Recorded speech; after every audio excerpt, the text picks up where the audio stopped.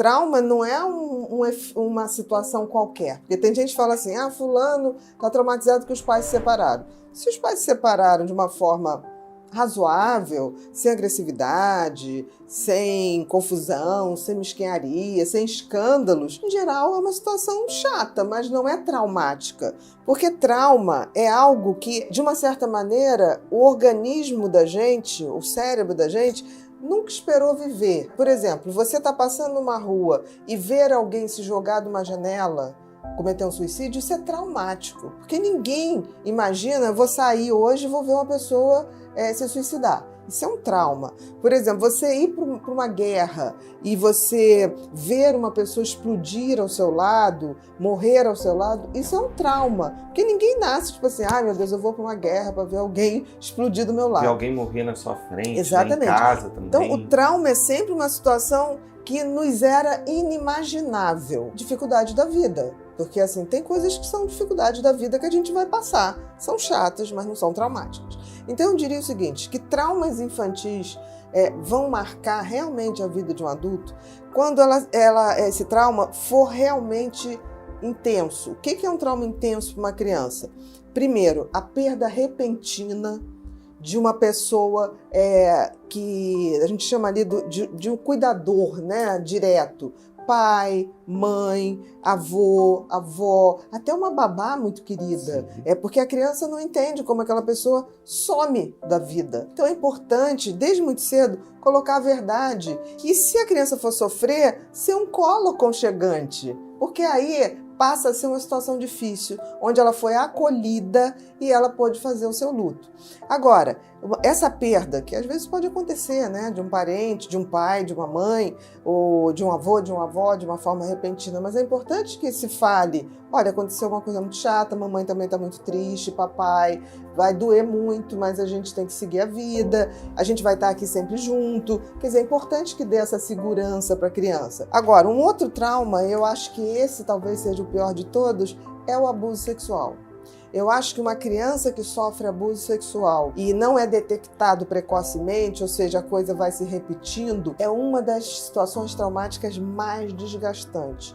Porque, em princípio, né, a gente sabe que os abusadores são sempre pessoas muito próximas, que gozam de confiança da família, da própria criança. Então, aquela pessoa, aquele tio, ou aquele pai, ou aquele padrasto, ou a própria mãe, que era visto pela criança como uma pessoa que dava aconchego, carinho, começa, de repente, fazer coisas com aquela criança que causam dor, que causam estranheza, e ainda começa a ameaça. Se falar para o seu pai, se falar para sua mãe. Quer dizer, isso é como se botasse a criança numa grande jaula, onde ela não consegue sair. Como se ela fosse ela fosse sequestrada das suas vivências felizes da infância.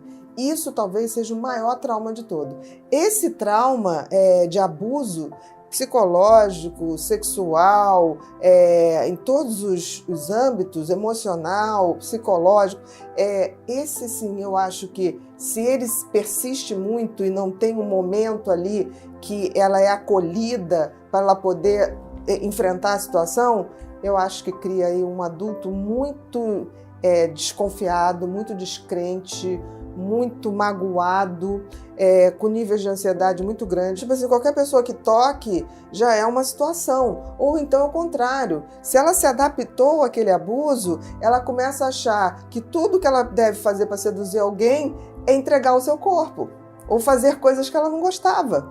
Então isso pode gerar um trauma muito grande, pode gerar na vida adulta dificuldades sexuais grandes, pode gerar inversão de valores. São pessoas que têm muita culpa, são pessoas que desenvolvem, por exemplo, uma sensação de não ser uma pessoa bacana, uma sensação, tem muitos pensamentos como se fosse assim de sujeira, muitos desenvolvem até comportamentos de limpeza excessivo, de arrumação excessiva, como se fosse organizar aquilo, né, aquela bagunça traumática que vai evoluir para a depressão. E a depressão das crianças que foram abusadas e isso não foi resolvido em algum momento da vida, tem muito risco de, com a idade, aumentando muita possibilidade de suicídio. Até porque essa coisa da vida adulta, do trauma na infância, muitas vezes, né, os traumas, eles são falados depois de muito tempo, Sim. porque é quando você se sente um pouco mais forte. É, um pouco mais forte, mas em geral, se a coisa demora muito, o abusador ou já tá velhinho, ou já morreu, ou velhinha, né? Não sei, o abusador de forma geral, e aí é horrível, porque aquela situação nunca se resolve. Então, por exemplo, eu recebo mães que descobrem que a filha está sendo abusada, o filho, por pai, por padrasto, e eles têm muito medo. Como é que eu vou falar? Eu sempre digo, como a gente fala a verdade. Primeira coisa é afastar o abusador, da segurança de que ele está afastado.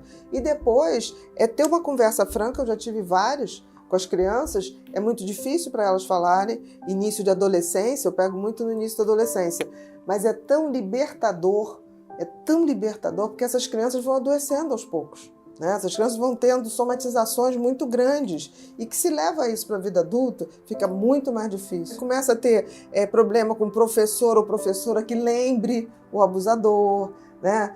Se recusa a fazer a aula de educação física. Então, assim, é muito importante que a gente persista. Sempre há uma maneira da gente dar um espaço para as crianças revelarem seus problemas e dar credibilidade. A gente nunca pode não dar credibilidade.